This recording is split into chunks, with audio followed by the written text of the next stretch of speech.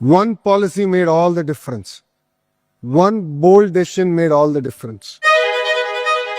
Hello Andhra Pradesh, విశాఖకు రాబోతున్న ఆసియాలోనే అతిపెద్ద ఏఐ ఆధారిత గూగుల్ డేటా సెంటర్, అమెరికా తర్వాత ప్రపంచంలోనే రెండవ అతిపెద్ద డేటా సెంటర్, భారతదేశపు మొట్టమొదటి ఏఐ సిటీగా Visakhapatnam.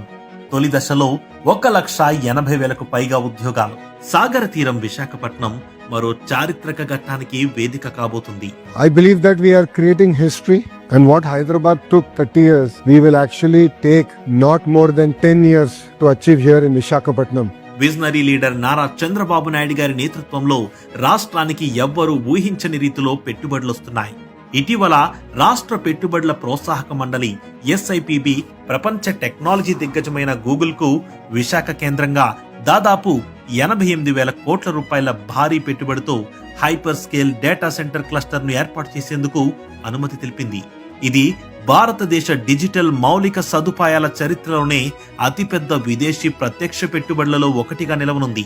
Lot of people criticize me for giving TCS land for 99 paise. But because we did that, Cognizant is coming to Visakhapatnam.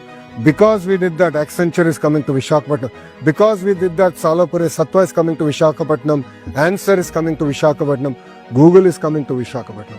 ఈ పెట్టుబడి కేవలం ఒక భవన నిర్మాణం మాత్రమే కాదు, ఇది ఆంధ్రప్రదేశ్ ను భారతదేశపు ఏఐ రాజధానిగా మార్చే ఒక గొప్ప అవకాశం.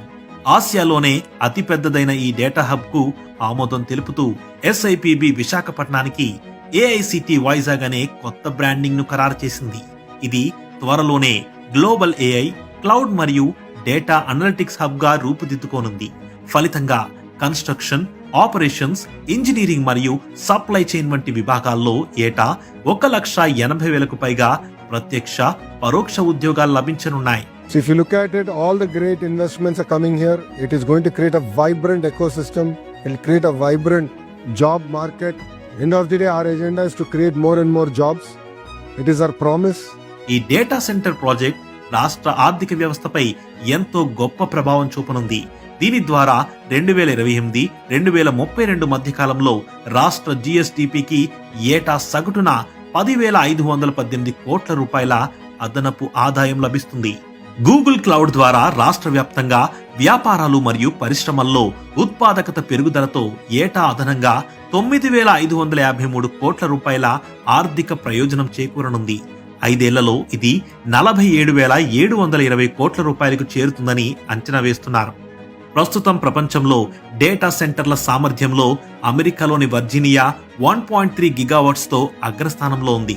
అయితే గూగుల్ అనుబంధ సంస్థ రైడెన్ ఇన్ఫోటెక్ 1 గిగావాట్ సామర్థ్యంతో ఈ క్లస్టర్ ను విశాఖలో ఏర్పాటు చేయనుంది. ఇప్పటికే విశాఖలో అదానీ, సిఫీ వంటి సంస్థల ద్వారా పెట్టుబడులు రాగా, తాజాగా టాటా కన్సల్టెన్సీ సర్వీసెస్ కూడా 2 గిగావాట్ సామర్థ్యం గల డేటా సెంటర్ ఏర్పాటుకు ఆసక్తి చూపింది. ఈ మొత్తం సామర్థ్యం 3.5 గిగావాట్స్ కి చేరితే విశాఖ ప్రపంచంలోనే నెంబర్ 1 డేటా సెంటర్ హబ్ గా అవతరించనుంది. విశాఖపట్నానికి గూగుల్ రావడం అనేది భారతదేశంలోనే కాదు, ప్రపంచంలోనే విశాఖపట్నం ఒక major economic activity and also IT hub గా తయారవుతుంది.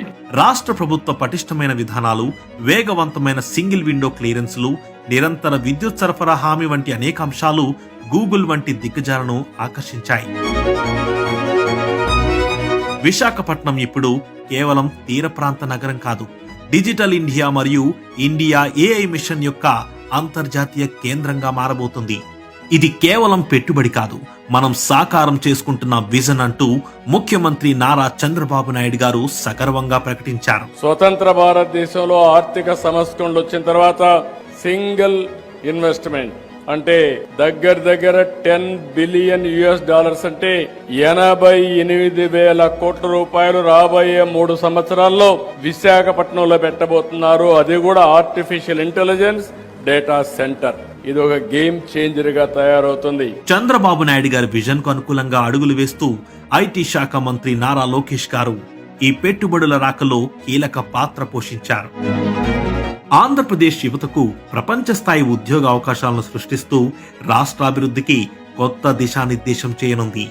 ఇది కదా అంకిత భావం అంటే, ఇది కదా అసలైన అభివృద్ధి అంటే, ఇది కదా విజనరీ నాయకత్వం అంటే.